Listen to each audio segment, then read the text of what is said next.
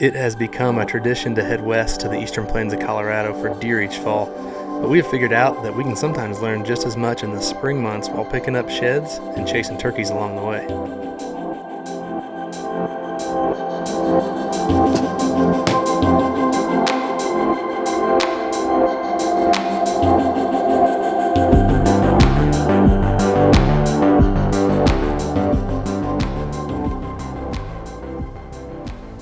Colorado round 2. We're back. Brandon got a little taste last year, and I got my tag this year. We're gonna see how it goes. Last year they were a little stubborn. They gave us an opportunity early on, but they were stubborn, so I'm hoping they're gonna be in a little bit different mood. We just pulled in some birds right not too far from the house here, and talked to Pete earlier today. He was running, checking on some irrigation, and said there's a pile of them on the east side of the property where we deer hunted a bunch this fall. So I've never shot a turkey in Colorado. I shot my first turkey last week in Texas. Hoping to shoot my first turkey in Colorado this week.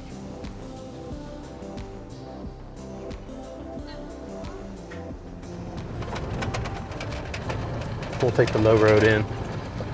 Very sneaky, sir, very sneaky. Never take the high road. No, when it comes to turkeys, you aim low. Hit low. Well, low blow. You don't really want to hit them low. You want to hit them high, watch them die. Hit them low, watch them go. So you want to go high. Wing joint, drumsticks, spine.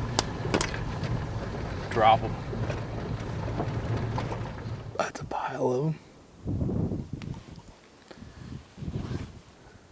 Only one strutter. But they looks like some jakes and stuff. They look like they just grouped all back up, you know. There's another longbeard on the left. This is feeding. Bunch of them. Bunches.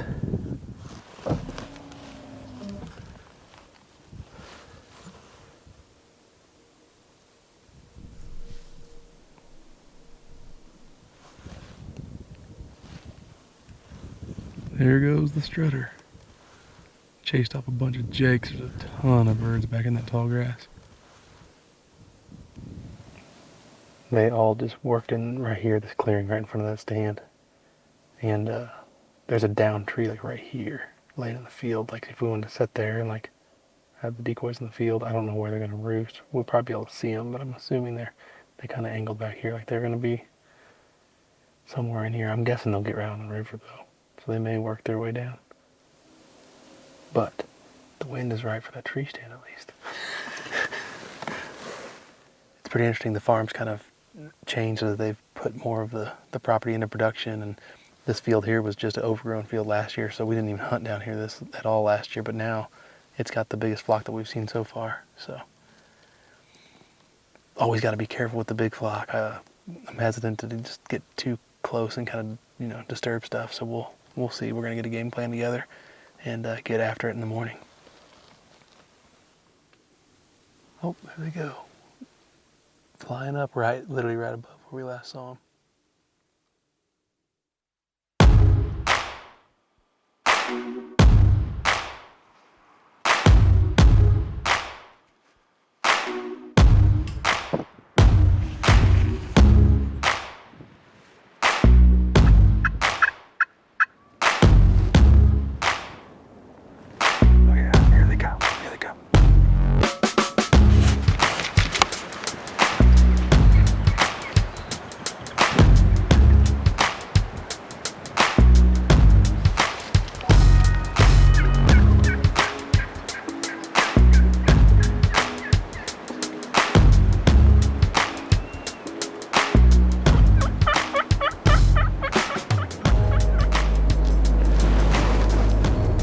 First. I've never had one come in and beat up the decoy and not get a shot. God. I heard him. He must be across the river, I think. That was insane. We decided to get super close to the roost this morning, and they all pitched down right here behind us. The hens came out this way. He came out mad because the hens were all right here, but he beat up the decoy, and as soon as he did, the hens got scared, spooked off, and he just took off chasing the other jake, chasing her. Our decoy was just another jake to him. There's another gobbler back behind us. I think I watched some birds pitch across the river, so I think he's on the other side of the river, but you never know. He may make his way back over here.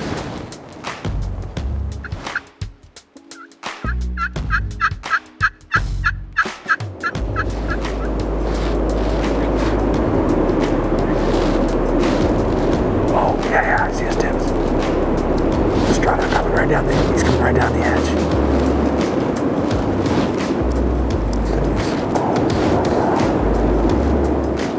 Oh no, he saw something.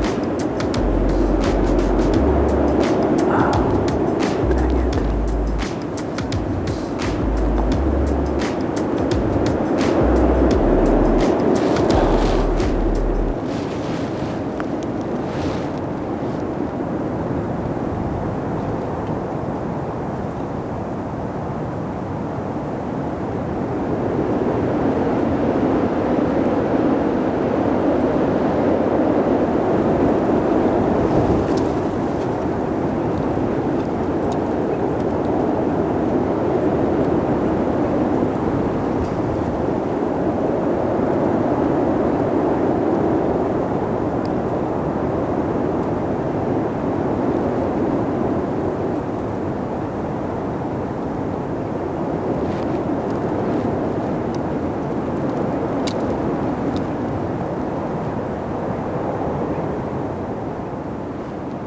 That sucks, man. We were getting ready to get up and move, and Brandon just happened to look over and see tips in the tail fan strutting. We were going to try to move on this gobbler. Well, he obviously came across the creek, followed this hen right in, and I just knew it. I mean, he was on the edge, like 5 yards from us. I had my head down, though, and I was not moving an inch. But as soon as he cleared that brush, he picked us out. And he didn't spook bad, but he just was like, This hen's still chilling right here, though, so I don't know. Dang it, man, that was so intense, so close.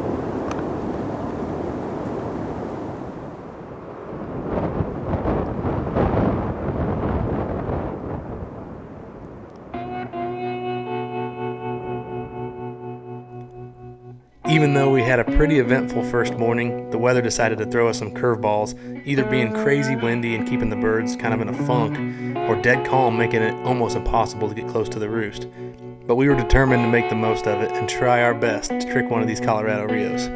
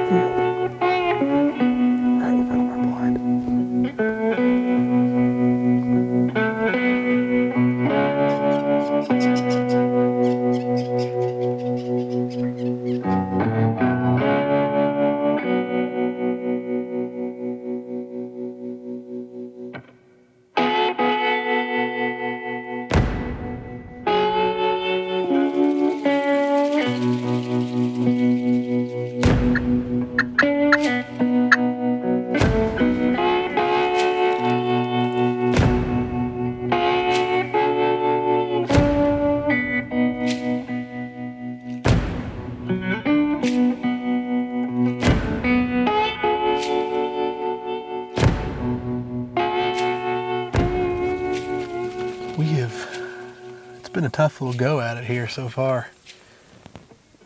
Had a close call that first morning, opportunities, close call the second morning, but for whatever reason the birds roosted in a completely different spot last night, and basically we're off the property, so we didn't really have any options for this morning. It was like frigid cold in the teens this morning. It's not ideal turkey weather anyway, but we're just kind of playing it safe and waiting for the opportunity to come about. We kind of have been just scouting today, glassing and looking for sheds, and we're watching some birds finally but we just need him to come home, come back to the roost tree. We got a nice spot set up there for the morning if they do roost where they have been. So if not, this may turn into a shed rally.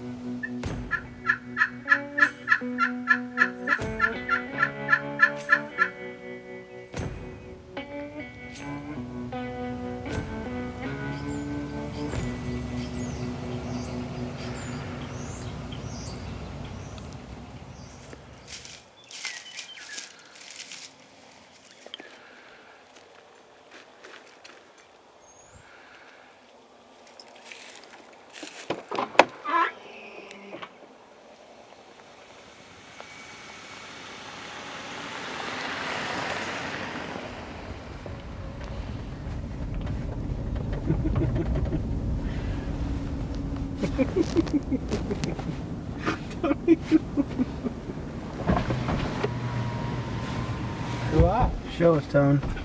What you have on your back may be better than a turkey. It was pretty good. I can't get it out hardly.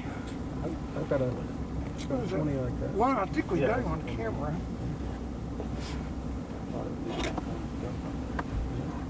Oh my God. I know we saw it hanging off his back. Where'd you find it? In here. Can't even get it in the window. Won't fit in the window. It's an awful thicket though of tamaracks. I mean, Yeah. It's just a thick spot. Oh my Where gosh. you'd expect something like that to be. Man, we were covered up in jakes.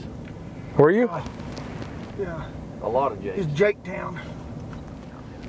I mean, that is giant, dude. Beams. That time's 13 inches probably. Wow. Well, the turkeys are kicking our butt. Well, not kicking our butt, they're just non-existent. So we're gonna make the most out of this trip and really focus on these guys, is what we really care about. Tony picked this shed up when he was out running around chasing turkeys, and this is one of the bigger bucks we have on camera. And so we're hopeful that we can find the other side. He sent us a pin to where he found it. We're gonna kind of grid search that area. Brandon and I are gonna have a little shed competition, see who can find the most. We've been picking up quite a few just roaming around, so hopeful to pair this bad boy up. All right, spread out, about 40 yards, good luck.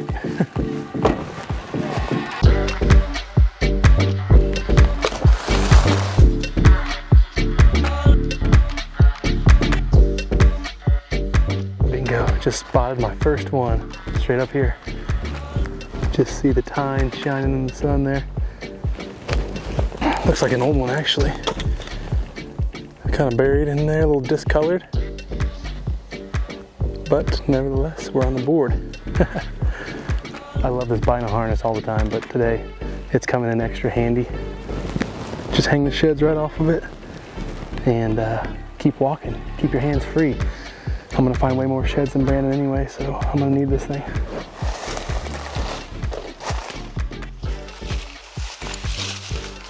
Oh my gosh. Wow. That's the 7x7. Wow. Wow. Oh. Look right here. Oh my gosh. Oh my gosh. His other side. 4 yards from each other, maybe 3. Wow. First find, yes. Oh my gosh. I just came up crawling through these tamaracks, literally like hands and knees. I look up and right there is a giant shed. I think it's the big one. I think it's the other side of the one Tony found. Brando. 7x7. No way. Dang. Laying right next to each other. What? Got an oldie. I think this might be him though. It looks like a giant.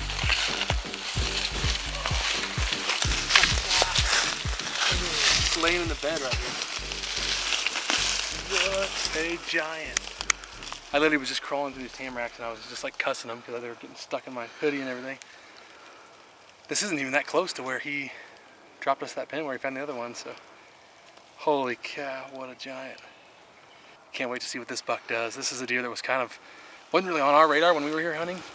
He wasn't around much, and then as soon as, I think it was right after we had killed our buck and had left, he started showing up on camera, and he's a mondo. That is crazy, just laying in this bed right here in the middle of this tamarack. Giant, dude. Huge.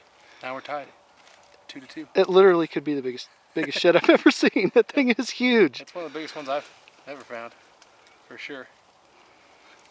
Oh man, Yeah. that's awesome, dude. I don't care what else we find, this made it worth it. Well, the 7x7 is awesome too. The 7x7's awesome. I thought he was big, but he's not even close to that deer. No, I mean he's cool. He's got a lot of tines, and I think he's got some potential. I think he's only 4, but that 7x7, sweet. That's awesome, man. Congrats. That's cool. Couple nice sheds, just not far off the food source. Got another one spotted. This is a giant, a true giant. Look at that one, boys. Look at that one. Little bit dwarfed. But you know what? This is a numbers tournament, and that's number 3. Oh, looky here. Right on the trail. That's an old one. That one's old.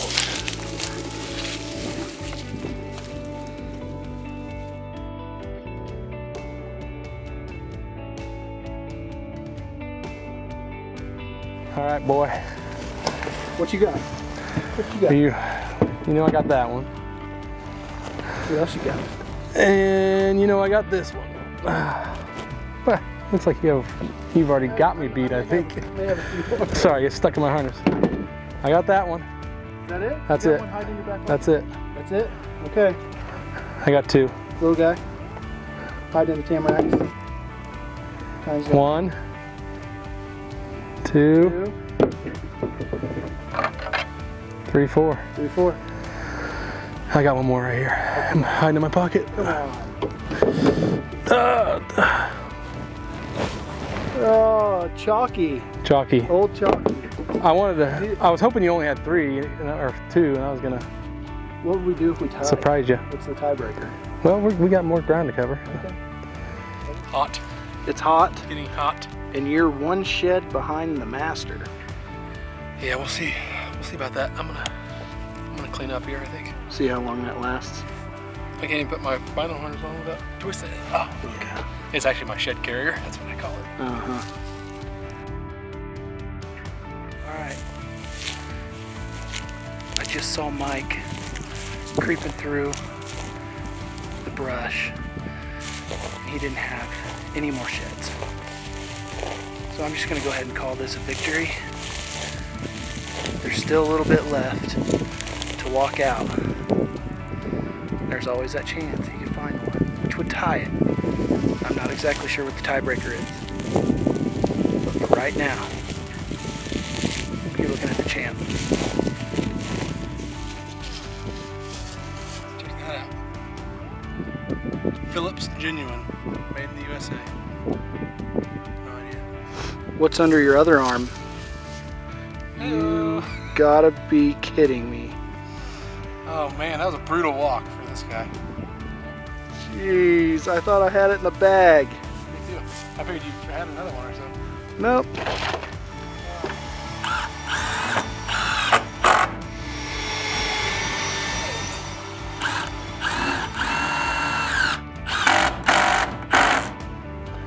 What is? That's a greasy hot one. It's a Hershey Kiss. Will loves poop, so throw it at him. Poop It looked just like it. Coyote calling with an elk bugle. Or cow call. Because I don't know where my hoot tube is.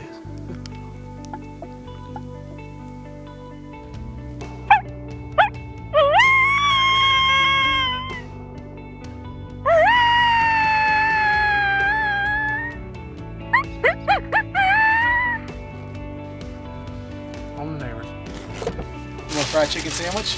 Show me what you got. So we stopped at a local joint down here. The guy said, "Hey man, just have a chicken sandwich for free. I'm gonna toss them out anyways." We humored ourselves. I don't think I'm gonna go for that one. It's petrified. It's been in the heat lamp for about 10 hours. No, thank you. We might use them to catch mice. Last time we were on a roll catching mice in the garage, so I might have to use this as bait.